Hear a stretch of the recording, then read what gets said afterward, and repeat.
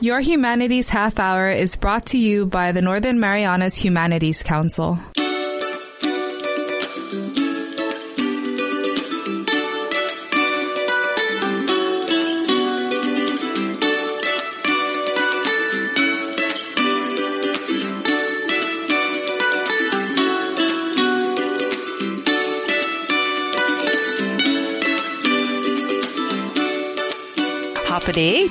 And welcome to Your Humanities Half Hour. I'm Catherine Perry, and today we're talking about the latest publication to hit the streets here in the Marianas, A Marianas Mosaic, Signs and Shifts in Contemporary Island Life. A beautiful book, and I'm here today with the lead collection editor and contributor, Ajani Burrell.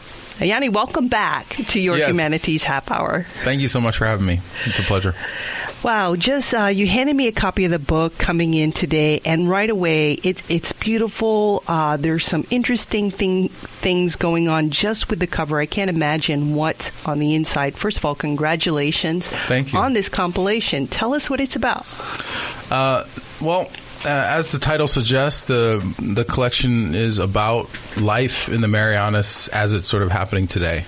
That was our original intent way back when this project started 7 years ago.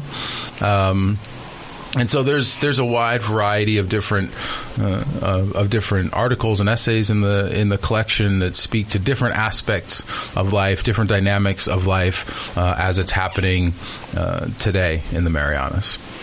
What was the motivation really to put this book together? We felt that in looking at the sort of literary and cultural and scholarly landscape of work about the Marianas, there was a sort of gap that existed, and that gap had to do with sort of what this book is chiefly concerned with, and that's culture and that culture as it exists today, right? There's lots of the Marianas has traditionally been of great interest to historians and archaeologists, ethnologists, but all of those things tend to concern themselves with the past, and so we noticed that there was a bit of a lack of contemporary exploration of life in the Marianas. So that was one major motivation. The other major motivation was to make something that was accessible to everyone. So there are things that are published both culturally and contemporarily about the Marianas, but it's oftentimes very difficult for everyday people, especially everyday people in the Marianas, to get their hands on those writings. And so we wanted to make a book that sort of arose in the Marianas, was designed and fulfilled in the Marianas, and then can be easily accessible in the Marianas. I think another wonderful thing that I noticed looking here at the table of contents is a lot of people have something to say, but they might not be able to type out a whole book or to publish a whole book. Sure. So there are names in here that people are going to recognize, and it's a multicultural list of contributors here living in the Marianas or working here in the Marianas, including Guam today. Mm-hmm. And so this is an avenue for us to hear a bit of their voice. What do you hope people will feel when they start delving into this? Great question. I hope first and foremost that they kind of feel at home when they delve into it. It is about here. It is about the lives that people are leading every day, the things that are important to people here in the Marianas. So I certainly hope that they feel at home. I guess sort of part of that is I hope that it feels relevant to them, right? That these are actually dynamics that concern them. And I suppose I also hope a little bit that, and this is particularly for maybe not just for young folks, but for everyone here that happens to come across the book and open it up and read it, maybe a little bit of inspiration that that our stories matter too, that the stories of the people here, that the lives of the people here, they matter too, not just to us, but also to the wider world, and that we can get these stories out and these ideas out, and we should. So let's talk a little bit about what's inside the book. I don't know if you have it memorized or need to refer to the book, but share with us a little bit about who we can expect to hear from in this book. Sure. So the book has two parts, as it were. It's broken up into two sections, signs and shifts, and the signs are intended to sort of be markers or signposts almost of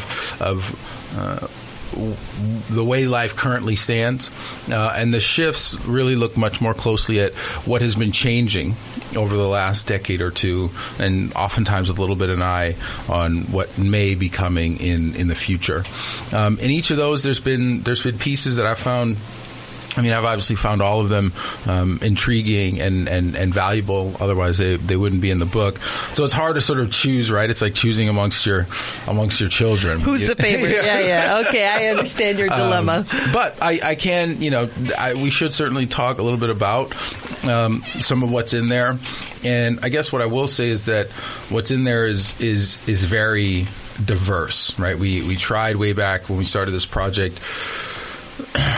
We sort of, as an analogy, we saw this sort of as a panorama of life in the Marianas, but a panorama that was composed of very specific, almost microscopic points in that panorama. So you know how they make those image collages out of tiny pointillism, pictures of the images. Yeah, sort of something like that. Okay, right, is what we had envisioned. So it's very diverse. I mean, we have something in there about Chamorro leadership lessons. We have content in there about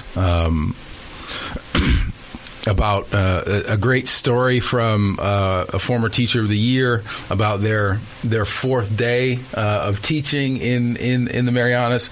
So there's a little bit of memoir in there, a little bit of personal essay, narrative. And it runs all the way from that through some fabulous poetry from Craig Santos Perez that looks at some different aspects of life, all the way up through very scholarly works. All of these matters are serious in one sense or another, but talking about what is happening to Chamorro culture in Guam, for example, right? Chamorro erasure taking place in Guam, or the militarization of the islands in the Marianas, right? Both in Guam and the attempts to militarize parts of the CNMI and the resistance efforts to that militarization. So it really runs the gamut of different topics in the book.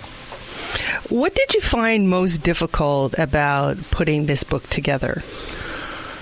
I have a confession to make. I had been asked to contribute to the book, and I said I would, and I didn't. Was that your biggest problem? People saying that they would write something and they didn't?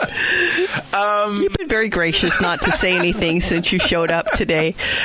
No, what was most difficult? That was a challenge to some degree. It was asking people to carve out oftentimes a significant chunk of time in their lives, right? And very often the people that we would solicit these manuscripts from are very busy, right? They are already doing so much in the community, in their personal lives, in their jobs, that it's hard to ask lots of those folks for one more thing.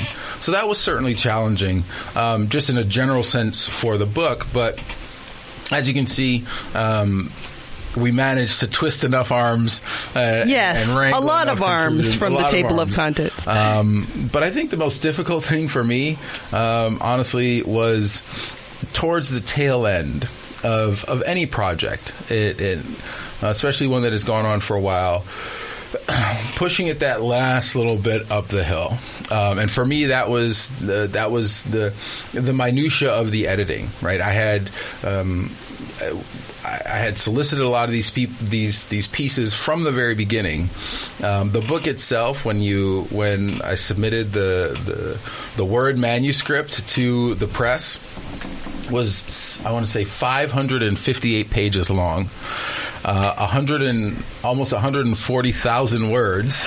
Okay, and this was just as everybody had submitted, or Correct. had you already edited and it came out to 500 pages? Oh, I had already edited them. I had already edited each piece. The book itself, the actual hard book that you're holding right now, that's thankfully not 558 pages because of the way that it's the only book 400 some.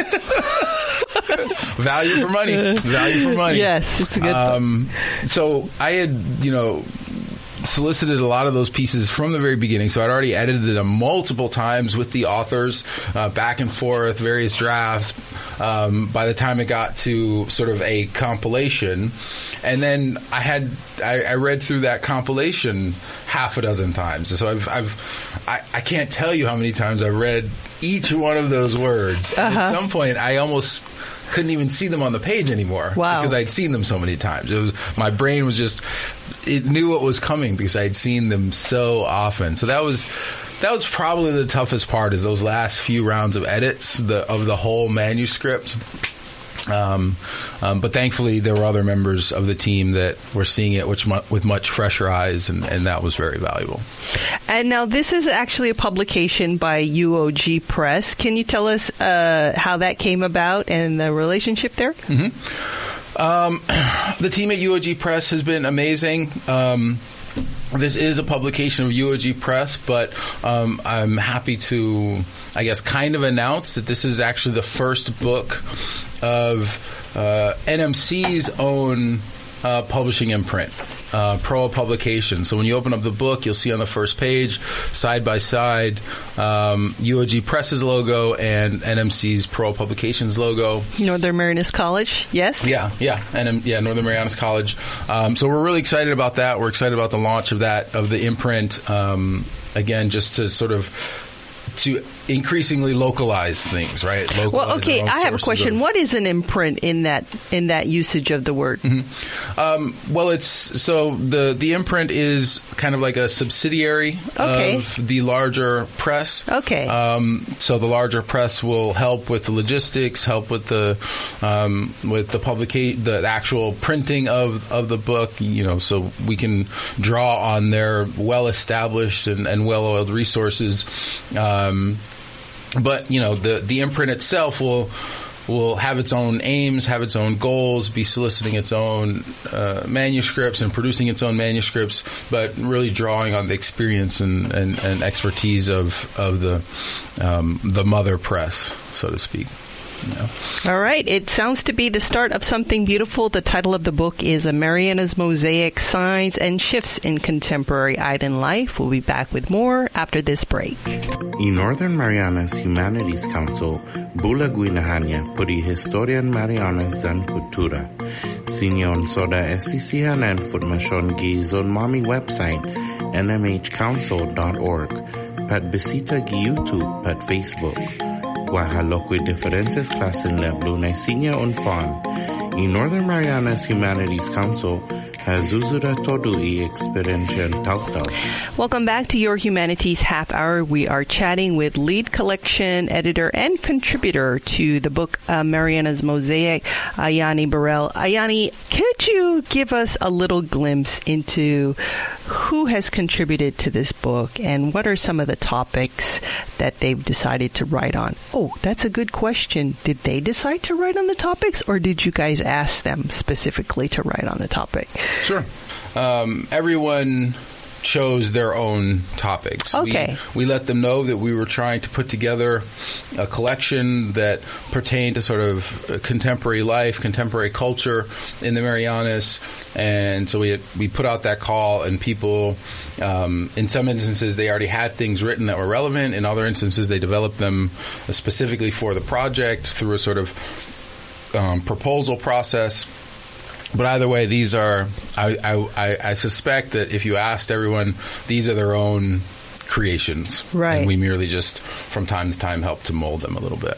You know what? Before you start, I do want to make sure we mention the book launch and the Meet the Author. Ah, yes. So if you hear something that you're interested in, there's an opportunity for you to see the book, buy the book, and that's coming up this Friday and Saturday. Correct. Yeah. Friday, February 3rd is the launch. And that is going to take place at the NMI Museum. That one will require an RSVP, so keep an eye out on social media for how to do that. On Saturday, February 4th, we have an awesome Meet the Authors event, which is going to have a number of the contributors there. That one's open to the public. I hope everybody shows up. That is going to be at the Joten Public Library. Right around the corner from here. We're right down the street from here. At 1 p.m. At 1 p.m. Yep. Okay, so Saturday at 1 p.m., Joten Kiza Public Library, if you want to see the book, meet the authors. Open to the public. Yes. Everybody's welcome. So tell us what we can expect. So, in the book, we have got a fantastic selection of authors. We have Mary Hattori, who's giving us a discussion of Chamorro leadership lessons generated largely from her experience in the Chamorro diaspora, chiefly in spending years in Hawaii and trying to reconcile her Chamorro upbringing with the sort of more Western designs of academia and public life in the States. The next piece in there is mine, and I examine this, for me at least, super intriguing development of the rise of Mariana-inspired clothing brands, right? The various companies that we all know and love and everyone seems to be wearing. I sort of investigate that. How long have you lived in the Marianas? I have been here 10 years already. Okay, great. Yeah. Most of that time I was working on this project. Yeah. We also have from Ann Hattori. Again, I don't want to play favorites, but I certainly this one, as a literature studies person, has always really intrigued me. It's an examination of the novels that have recently been written that are set in or about the Marianas. Very often they're romance type novels, and she examines a lot of the falsehoods that are present in this supposedly historical fiction. Super interesting. From Royce Camacho, we have an examination of how we can create space for indigenous culture and sort of keep that at the fore. As I mentioned before, we have that very funny and insightful piece from Gerard Van Gils about his experiences as in the early days as a PSS instructor. And he went on to become a Teacher of the Year. He went on to become a PSS Teacher of the Year. Yes. Yep.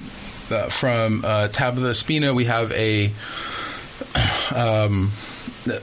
examination of her life as a non-indigenous person in Guam, and how that goes for people of Filipino descent oftentimes. And this is part of a larger series of work that she had done, and that one's titled the Halo Generation. We have, as I mentioned, also the poetry from Craig Santos Perez, oftentimes humorous, poignant, sometimes tragic, but always amazing. There's a piece from Charlene Santos Bamba and Tabitha Espina that looks at 3 different generations of Chamorro and Filipino women in Guam, how those families intersect and connect and how they differ. We have another piece from Mary Hattori that speaks to sort of bridging the cultural divide. Again, between Western and non-Western in culture here in the Pacific. And I think a lot of people can relate to that, who are indigenous from the Marianas. I would imagine. It could be a conflict. Sometimes it is a conflict, but sometimes it's complementary. Yeah, and it applies in a way both to here, even when you're here, or when you're part of the diaspora, right? At this point, there are more indigenous folks from the Marianas living away from the Marianas at this point than there are actually living in the Marianas. We've got a wonderful piece by Angela Labadan, who is exploring the layout of the artistic community in Saipan recently. We've got a piece from Lek Algier that talks about and gives us some context for the current state of the Thai community in the Mariana, in the CNMI in particular. We've got a piece from Lisa Natividad about family violence, both here in the CNMI and in Guam, and sort of how we might foster a framework, a culturally relevant framework for addressing both the family violence and some of the factors that contribute to it. We've got that piece about Chamorro erasure in Guam that I mentioned before. We've got a piece that chronicles and examines how language is shifting in the Marianas, in the CNMI. So the indigenous language, how it's shifting, how those things are changing. Wow, who wrote that? That is from Dominique Hess. She was a researcher that spent time here. She was actually from Switzerland, still lives in Switzerland, but spent many months here interviewing, doing language analysis for that project. We've got a piece from Lola Leon Guerrero. This is also one that really got me. This is her examining the sort of crisis of faith that she had and the conflicts of her faith between her Catholic upbringing and her Chamorro ancestry and culture, and the tragic loss of her son in childbirth, stillbirth, and having such a traumatic experience and having to find faith and question the different faiths that you were raised on. I'm getting goosebumps just talking about it. I was just going to say, that's a very personal story for her to share. Wonderful. For her to be vulnerable to share that, because there are people who can relate to that. Not only the death of a child, but also the struggle of faith. Every time I read it, I was floored. And very appreciative, as you mentioned. That's a good word. For her sharing, that. And we've also got a fantastic piece in there from Tricia Lozama about what is happening with traditional healing practices, both in Guam and the Marianas. Right, the aging of traditional healers and the increasing lack of access to the herbs and areas of the islands that provide a lot of the materials for the traditional healing, how access to those things are becoming harder and harder to get. A look again, as I mentioned, I think at the militarization in the islands from Sylvia Frayne, and resistance efforts, particularly in the Northern Mariana Islands. I looked at also in Rhoda a very sort of, for me, fascinating shift in culture where neighbors, at least as I gather it in Rhoda, neighbors no longer necessarily feel comfortable asking one another for small favors. Like an egg. Or soy. That's why the title is I remember that growing up, like, go next door and ask, for an egg or something. Instead of having to run to the store. But from the interviews that I did, people no longer seem comfortable with that. Which is I felt sad about that. Most of the people that I interviewed for that one felt sort of sad about that development. They felt it was a very valuable part of the culture that seems to be lost. Well, there's just a few others. There's an examination of again, of militarism and political status in the islands from Isa Areola. There's a fantastic piece from Cinta Kaipat about the shifting Rafalawash cultural dynamics of respetu or respect over 3 generations. So you really get to see how each generation viewed these different aspects of respect. I found it fascinating. There's a really cool look at the watershed in Rhoda and its cultural role and its connection to the people. And then Kelly Marsh Taitanel wraps up the piece with a look at the multicultural, multifaceted community of Guam. The nice thing about it is it spans the Marianas, so that, we have this political divide between the CNMI and Guam, but these topics can, really relate to people culturally across the islands. How do you feel this project has impacted you personally? Well, it's certainly been humbling. I've really appreciated all of the hard work that everyone's put in, the reception that people have had to the project itself and now to the book, and really thankful and appreciative of the support that people have offered for the book. And so and it really makes me happy to be a part of the community here in the Marianas. And I've known that almost since the day I got on island, that it's a wonderful community and that it feels so much like home for me as well. But working through this book and working with everybody and finishing it really made that all the much clearer to me. Now, I imagine there might be somebody you'd like to thank, and we want to know, is this the first in a series, or? That question I can't necessarily answer right now. I would hope that given its focus that we will return to it, whether it's myself or someone else, we'll return to it, because what was contemporary now, or what is contemporary now, obviously will be a little less so in 5 years or 10 years. I will say that the imprint itself, Pearl Publications, has already additional titles to come. So there are certainly, keep an eye out for additional publications from the imprint. Certainly there are lots of people to thank, and I'm almost certain I am going to forget someone, but let me try not to.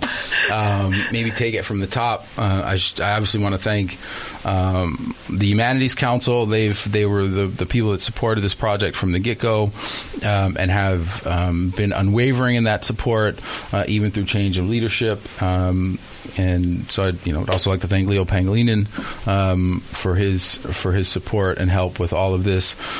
And everyone else at the Humanities Council, frankly, the board and what have you.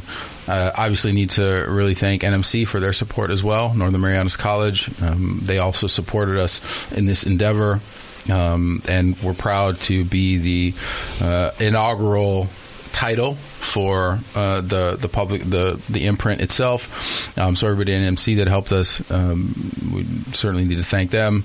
The team at UOG Press has been fantastic.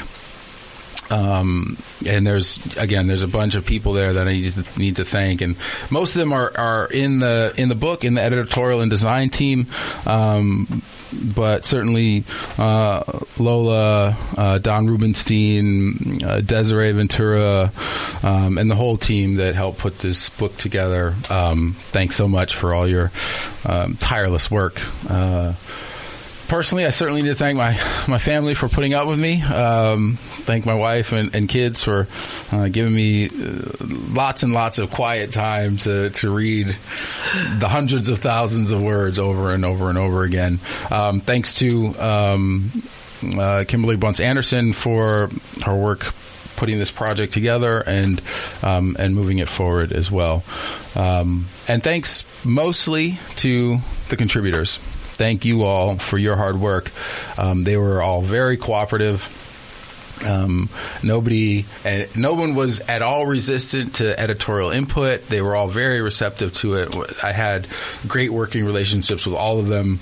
I hope to see all of them at the one launch or another. Hopefully we're having a launch in Guam, and hopefully I'll be there, and so I'll get to meet whoever's not able to come to the launch in Saipan. I'm really looking forward to seeing them, handing them their copy, shaking their hand, giving them a hug, saying thanks so much, because they obviously we wouldn't have a book at all without them. So I appreciate all their hard work. So Meet the Authors is this Saturday, February 4th at 1 p.m. at the Joe Tenkizu Public Library. And then if you want to go to the book launch, just RSVP via the information on social media. That'll be on Friday, February 3rd. But definitely everybody can come to the Meet the Authors this Saturday. Yes. Any final thoughts before we go? So many thoughts. One, I just would like to thank not just the support of contributors, but also the support of the community, right? Lots of what we did here required interviews and people taking their own personal time to spend with authors, with writers, with interviewers. So thank you all for letting us into your life. I also want to say that in letting us into your life, you've sort of woven us into the fabric of the Marianas, and I want to say that this is really a book for the people of the Marianas. We took great pains to make sure that it would be impossible to actually represent the full diversity of the Marianas, but we gave it our best shot, and I think we stayed true to that diversity, really honoring and respecting the indigenous people that are here, along with all the other cultures that have also made it home.